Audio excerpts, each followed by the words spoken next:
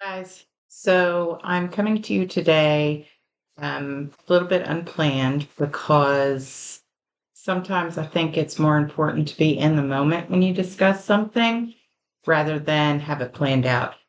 So I don't have a script. I've got, my little note toolkit here and my feelings. And that's what we're going to go through today because I am dead in the center of a panic attack.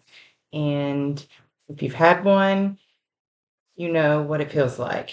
Your head spins, your chest gets tight, your body tenses up, you feel like you can't catch a breath. If you don't know what that feels like, kudos to you. I hope you never do because it's awful. But what it can do is lead to physical exhaustion once it finally passes, spiraling afterwards, just this feeling of complete and absolute drain. And it's something I didn't start working on fully till about 3 weeks ago. In fact, the day after my last day at the job I just left, and it was one of the very first things I did was just dive headfirst into, okay, what what can I do to make this stop? Because I will have panic attacks occasionally throughout the week. They've gotten worse over the past couple of years, but always, always on Sunday. And here we are, Sunday. I don't have to go back to that job tomorrow, but here I am having a panic attack. But this one today and the one even last week, after only doing what I'm going to share with you today for a week, was noticeably less severe than it was the week prior. Now, part of that is, I guess, just the knowledge of getting out of the environment and knowing that I don't ever have to suffer through that again. But I contribute a large part of it to these things I'm doing now in the moment. I've got 4 or 5 that I'm gonna do with you that are for, when you're in the smack middle of it, and then a few that are more long term that you want to do daily. Um, and if you already have, you're working through this and you already have your techniques that work for you, great. You might not need these. You might have heard of these. But I feel like for those of us that struggle with this, having all of the tools and resources that we can get our hands on, there's never too much information. And you whittle it down and you find what works for you. And I just wanted to share today what works for me. I've put it all together in a document. It's linked below. It's just a Google Doc. You don't have to enter your email address or sign up for anything or nothing. Pull it out, look at it, find what works for you. Maybe it's this, maybe it's a couple of these things in conjunction with what you're already doing. But panic and anxiety are something that don't just go away on their own. And it does take some long-term strategies to, reduce the occurrence of them.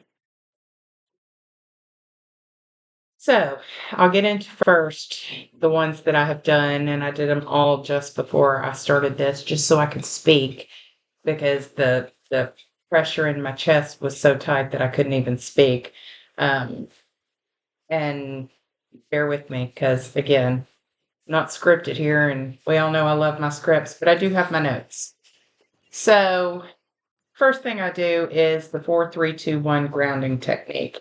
And I do want to mention that a couple of these things are, or these techniques are from some therapies or theories or whatever you want to call them that I don't necessarily agree with, the umbrella of or the theory behind the treatment, CBT, DBT. But there are bits and pieces that are proven to work, and they work for me.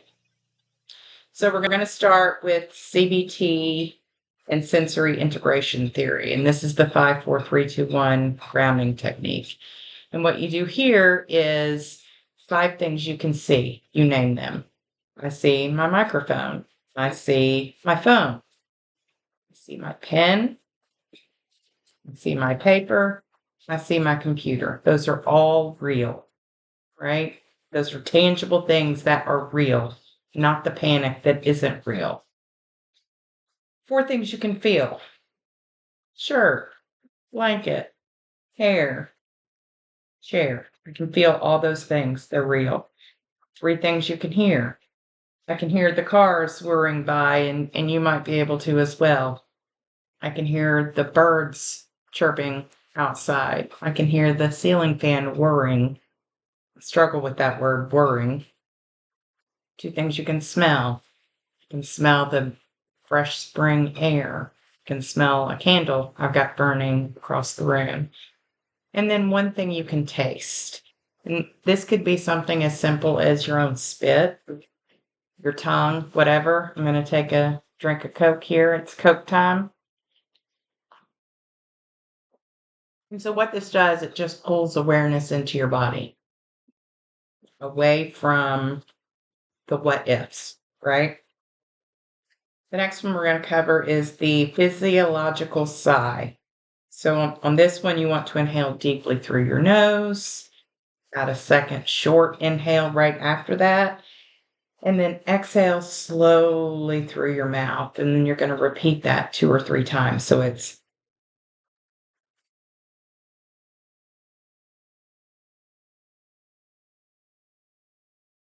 I know if you're just listening, that might have just sounded like a bunch of silence, but I was doing the technique, and it just signals that your body is safe, and this one truthfully calms me faster than any of them when I'm in like the heat of the moment. Next one is polyvagal theory and dive reflex studies, and it's the cold water trick, and it's just splashing cold water on your face. I'm not at a sink right now, so I'll hold my cup up to my face or your chest, or dip your hands in cold water, or stick your face in a bowl of cold water if you need to. And it activates the vagus nerve and it slows your heart rate. And it works. I can attest to that. So, executive function coaching and trauma therapy. So, it's 3 facts out loud. So, facts. The microphone is black. My name is Lee. Today is April 14th, 2025. And it's like handing your brain a flashlight, when the power goes out. It just pulls you back to reality. And you don't just have to do it once. You can just keep naming facts until you kind of pull your mind out of that spiral that it's in. The next one is tip skills from DBT therapy, and it's temperature, intense exercise, paced breathing, and progressive muscle relaxation. And you do those all in a row. So we did the temperature, right? Then the next would be intense exercise. It's not a marathon, it's a sprint. Talking 30, 45 seconds of running in place, jump jacks, dancing, squats, whatever your body can do just to get your heart rate up and moving, do that. And then you're going to do paced breathing, which is, 4 to 6 breaths per minute. In through your nose and out through your mouth. And then my favorite part of this is the progressive muscle relaxation. So you're going to just tense and release each body part. And I always start with the ones where I feel it most. And right now I'm feeling it right here across my shoulders, in my chest, in my biceps, in my hands. So I did all of those. And, these are body level hacks, kind of to interrupt that full blown spiral that you might be in. And again, these are science backed exercises. So the next thing I wanted to talk about was long-term strategies. And what we just went over are kind of in the moment tools to keep you from drowning, when you feel like, because to me, that's what it feels like. It feels like I'm drowning. But we also need long-term strategies to go with this, right? Because we want to reduce the occurrence of these. And so you have to think, does a boo-boo on your hand heal overnight? No. Well, these nervous system injuries, I suppose you could call them, don't heal any quicker than a boo-boo on your hand, and in fact take longer. So this is more of the long-term approach to, again, reduce the number of occurrences so that, and when it does happen, you have your panic mode tools to go along with it. So the long-term strategies, mindfulness-based stress reduction.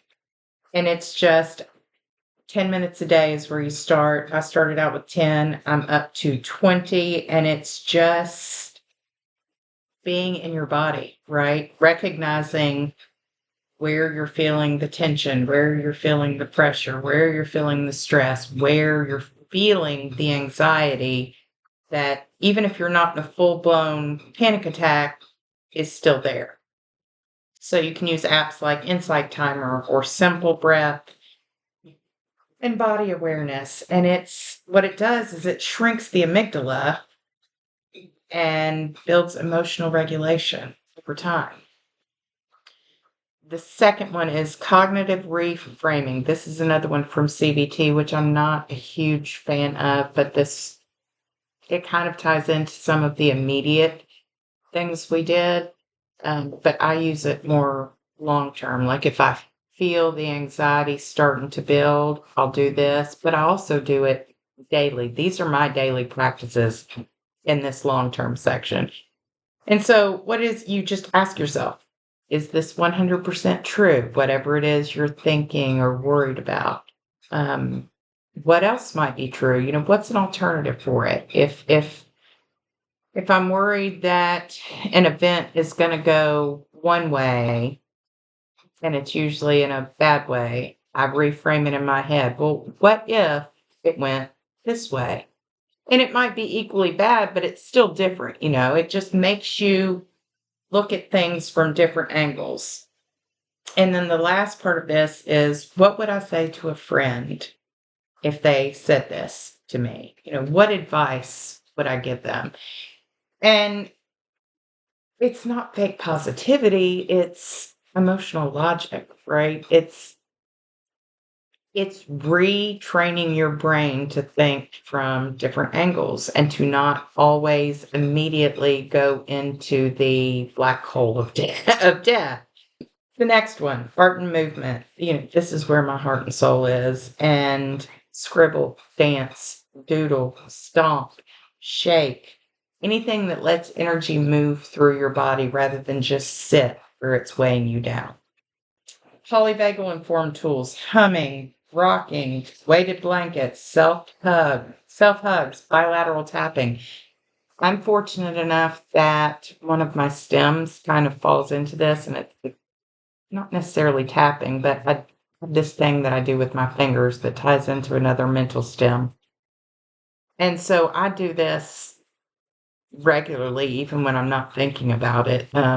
I usually don't even know I'm doing it till somebody points it out. But now I've kind of incorporated it into my daily therapy, and it activates your nervous system safety mode. It's like body language that your brain will listen to.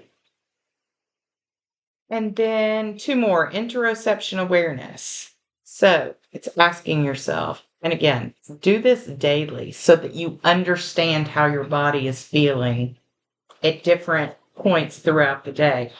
Where do I feel this in my body? Rate the tension or emotion from 1 to 10.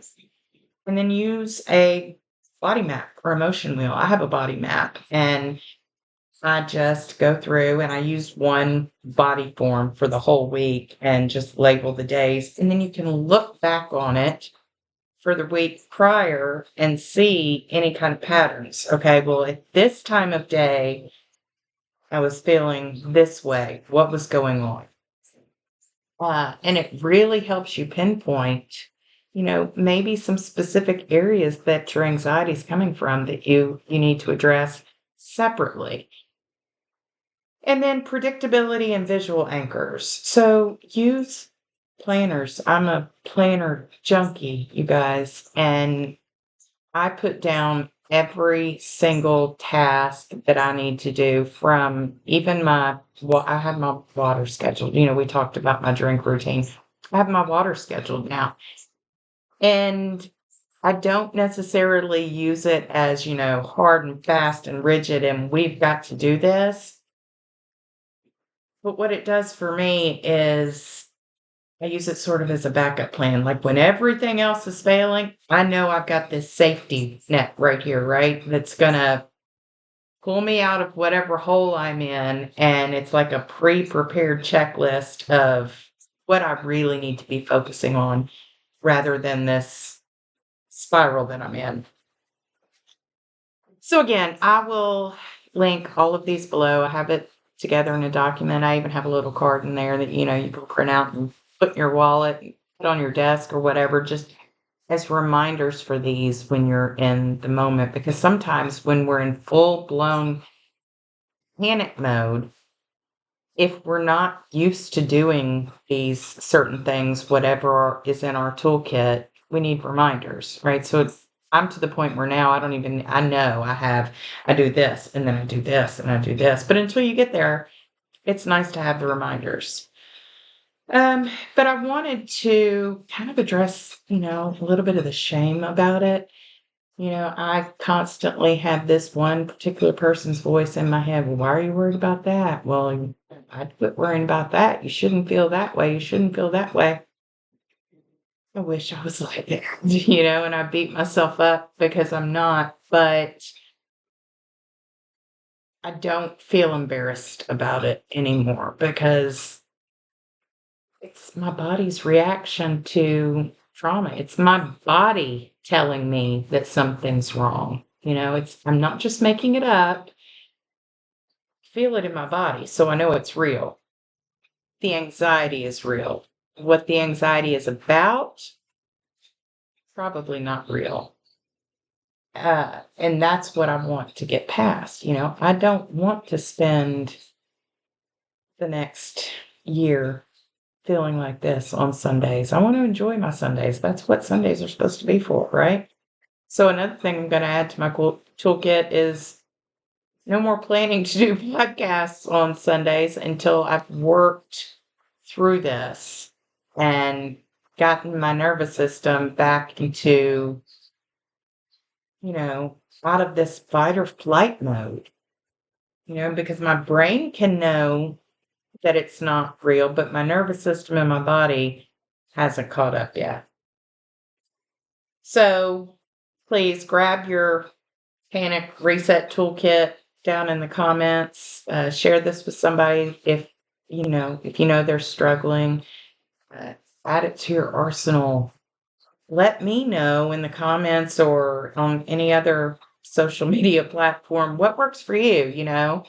This could work for me for now, but it never hurts to change things up and try something new. So I'd love to hear what you do. But in the meantime, I hope you have a great rest of your Sunday on Tuesday, which is when you'll be listening to this. And I hope your week is going well. And I hope you will come back next time. I don't have anything else to say. Love you. Bye.